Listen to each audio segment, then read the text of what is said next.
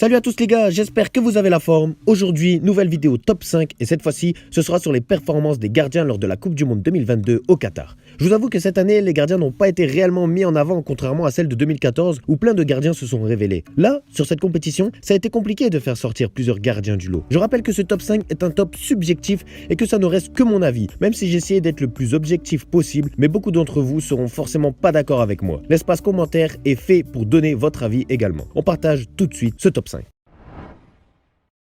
Wojciech Szczęsny. Ce gardien polonais souvent sous-coté n'a pas réalisé une Coupe du Monde de fou, puisque lui et son équipe se sont fait éliminer en 8e de finale par la France et sa prestation n'était pas incroyable ni mauvaise non plus. Mais avant les 8e de finale, il ne faut pas oublier que Szczęsny a été décisif lors des matchs de phase de groupe. Clean sheet lors du premier match et arrêt sur penalty lors du deuxième qui permet à son équipe de garder l'avantage et le clean sheet également. Il a permis à son équipe souvent en difficulté d'obtenir des points pour la qualification. Ce n'est pas grâce à Lewandowski, joueur tant attendu, que la Pologne s'est qualifiée en 8e, mais plutôt grâce à son gardien Szczęsny qui a su rassurer toute son équipe et à être décisif quand il le fallait. Malheureusement pour lui, au vu de son parcours, il m'est impossible de le classer plus haut au classement et c'est surtout parce que je ne vois pas grand monde être dans le top 5. Beaucoup de gardiens ont été décevants. Hugo Lloris.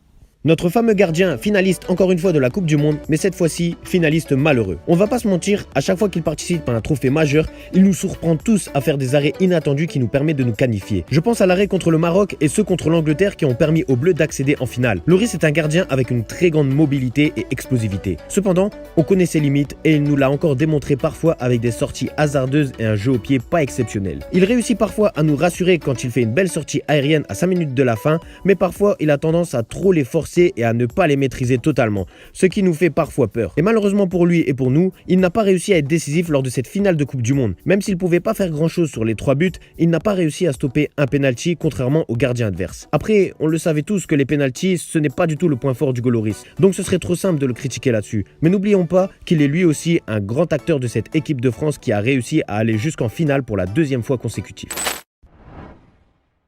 Dominik Livakovic. Ce gardien croate du Dinamo Zagreb a fait forte impression lors de cette Coupe du Monde. Lui qui avait une pression de devoir remplacer le très bon gardien Daniel Subasic, il a réussi à le faire oublier grâce à de grandes performances tout au long de cette Coupe du Monde. Entre l'exploit d'arrêter 3 pénaltys sur la séance de tir au but contre le Japon ainsi que sa performance XXL face au Brésil, il est l'un des grands partisans de cette équipe croate pour cette qualification en demi-finale de la Coupe du Monde. Il détient même le record du plus grand nombre d'arrêts effectués sur un seul match, celui contre le Brésil en quart de finale.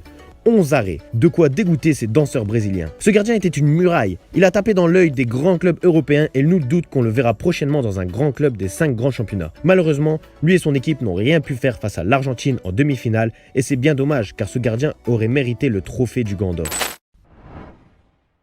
Emiliano Martinez. L'atypique portier des Gunners aura fait une superbe Coupe du Monde. Il y a à peine 3-4 ans, très peu de gens le connaissaient et aujourd'hui, il a été élu meilleur gardien de la Coupe du Monde avec son trophée du Gant d'Or. Et même si personnellement, j'aurais préféré que ce soit un autre gardien qui l'ait obtenu, ce n'est pas un scandale qu'il soit entre ses mains parce qu'il a été décisif plus d'une fois pour l'Argentine. Il est vrai que je ne l'ai pas trouvé ouf non plus et que parfois, il s'est pris des buts qu'il aurait pu arrêter. Ce n'est pas un gardien exceptionnel, mais qui est souvent bon et régulier. Et c'est ce qu'on demande d'un gardien. Mais néanmoins, il ne faut pas oublier qu'il réalise un arrêt ultra important en toute fin de match contre l'Australie en 8e de finale. Il gagne au tir au but grâce à un arrêt contre les Pays-Bas et de même pour la finale de la Coupe du Monde qui fait gagner son équipe. Et parlons aussi de cet arrêt face à Kolo Muani qui ont traumatisé tous les Français. Le geste du gardien est parfait, l'arrêt est exceptionnel. La Coupe du Monde s'est clairement jouée à ça. Et tout ça, faut pas le négliger. Mais c'est bien dommage que ce gardien manque cruellement d'humilité après ses petits gestes effectués lors de sa victoire à la finale. Ça tâche beaucoup son image et lui fait perdre en crédibilité.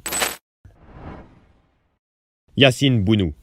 Je pense avoir donné le sourire aux Marocains de la même façon que ce gardien sourit tout le temps et que vous avez même déjà posé votre like. Plus sérieusement, ce gardien sévillan a réalisé, lui et son équipe, une Coupe du Monde exceptionnelle. Il a réussi à accéder dans le dernier carré de la Coupe du Monde avec une équipe classée 22e au classement FIFA avant la Coupe du Monde. Personne ne s'attendait à un parcours comme celui-là de la part des Marocains et ils l'ont fait. C'est ce qui rend le football tellement beau. Néanmoins, il y a certaines personnes qui disent que les prestations de Bounou sont surcotées car il n'a pas eu énormément d'arrêts à faire contrairement à Livakovic. Livakovic, le gardien croate par exemple. Ce n'est pas faux, mais vous oubliez l'importance et le rôle du gardien, à savoir communiquer et rassurer sa défense. Bounou l'a très bien fait, car si sa défense a été monstrueuse sur autant de matchs, c'est parce que Bounou s'est donné de la confiance à ses défenseurs. Il a réalisé 4 clean sheets sur 7 matchs de Coupe du Monde avec une équipe classée 22e au classement FIFA et contre des grands cadors comme la Belgique, la Croatie, l'Espagne et le Portugal. C'est réellement un exploit. Bounou est un gardien académique et propre. Il était déjà un gardien sous-coté de base, tout comme Yann Sommer, mais avec les prestations lors de la Coupe du Monde, je pense que beaucoup de monde vont désormais le placer à sa juste valeur. Et je vous avoue que j'aime beaucoup le gardien qui sourit tout le temps, peu importe les circonstances.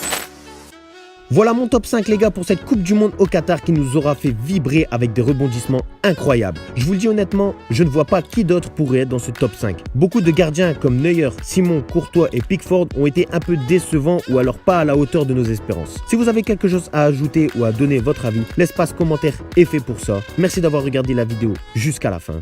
Bye.